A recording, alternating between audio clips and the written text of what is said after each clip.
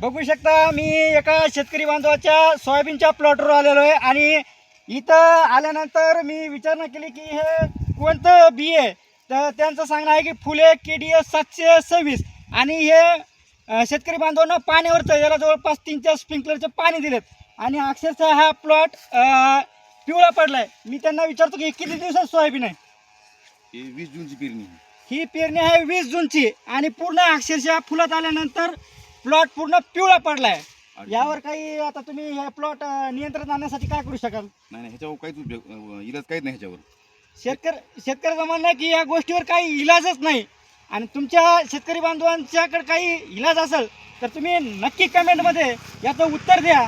बाकी काय सांगाल आता तुम्ही शेतकऱ्यांना? नाही शेतकऱ्यांना फक्त एकच सांगू शकतो मी की हे येलो मोजक जे आहे का कोणाच्या ह्याच्यावर जर आला समजा तसं येऊ नये कोणाच्या ह्याच्यावर, पण जर आला तर ह्याला उपटून टाकल्याशिवाय पर्याय नाही. तर आम्हाला उपटायला जरा उशीर झाला ह्याला. जर कोणाच्या शेतामध्ये कुठे एखादं झाड जर दिसायला सुरुवात झाली समजा शेतकऱ्यांना ताबडतोब ते उपटून पांढऱ्या मातीचं औषध फवारावं ह्याच्यावर. शेतकऱ्याचं म्हणणं आहे की याला कोणताही पर्याय नाही. जिथं जिथं तुम्हाला पिवळे असे सोयाबीनचे हे दिसतील शेतकऱ्यांनी ताबडतोब उपटून टाकावे. बघू शकता शेतकऱ्यांनी कशा प्रकारे हे पिवळा जो येलो मोजक आला उपटण्याची प्रक्रिया केलेली आहे. याला दुसरा कोणताही पर्याय नाही म्हणून शेतकरी अक्षरशः सोयाबीन उपटून टाकत आहेत. कारण की सर्व प्लॉट खराब होऊ नये म्हणून ही त्यावर प्रक्रिया करून आलेला पिवळसर प्लॉट ते उपटत आहेत. पिवळे पडण्याचं कारण दुसरं बी असतं. पण येलो मोजक म्हणजे कसं असतं माहिती आहे का, हे अर्धवट हिरवं काही पिवळं काही. हे अर्धवट हिरवं चट्टे आणि पिवळं चट्टे असले की समजा येलो मोजक, आणि जर नुसतं पिवळं म्हणून सगळं 100% तर मग ते येलो मोजक नाही समजा. तर ते मूलभूत असू शकते, दुसरं काय असू शकते, दुसरं होऊ शकते. पण जे समजा असं हिरवं काही पिवळं काय आहे समजा हे, तर हे येलो मोजक. ह्याच्या जगामध्ये कुठलंच त्याचे औषध नाही. शेतकऱ्याचं म्हणणं आहे की ज्यावेळेस सोयाबीन हिरवं पातं आणि पिवळं पातं पडतं त्यावेळेस कंपल्सरी येलो मोजक समजायचा, असंच ना? बरोबर. 100% पूर्ण पिवळं असलं ते समजा दुरुस्त होऊ शकते. 100% पूर्ण जर पान पिवळं पडलं तर दुरुस्त होऊ शकतंय, पण हिरवं आणि पिवळं राहिलं तर त्याला कोणताही औषध नाही. म्हणून शेतकऱ्यांनी आपण आपल्या प्लॉटची काळजी घ्यायची आहे. येलो मोजक आलेला आहे. काय सांगाल अजून?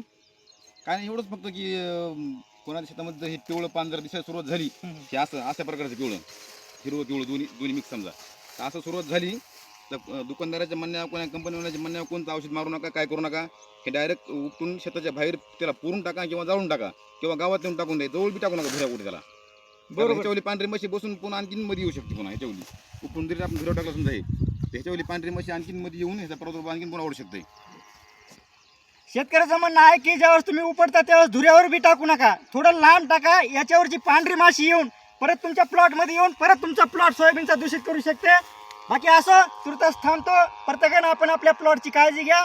अशा प्रकारे दिसला तर ते येलो मोजकच आहे, ते उपटण्याचं काम तुम्ही करा आणि हा जास्तीत जास्त व्हिडिओ शेअर करा जेणेकरून शेतकऱ्यांचं काहीही नुकसान होऊ नये.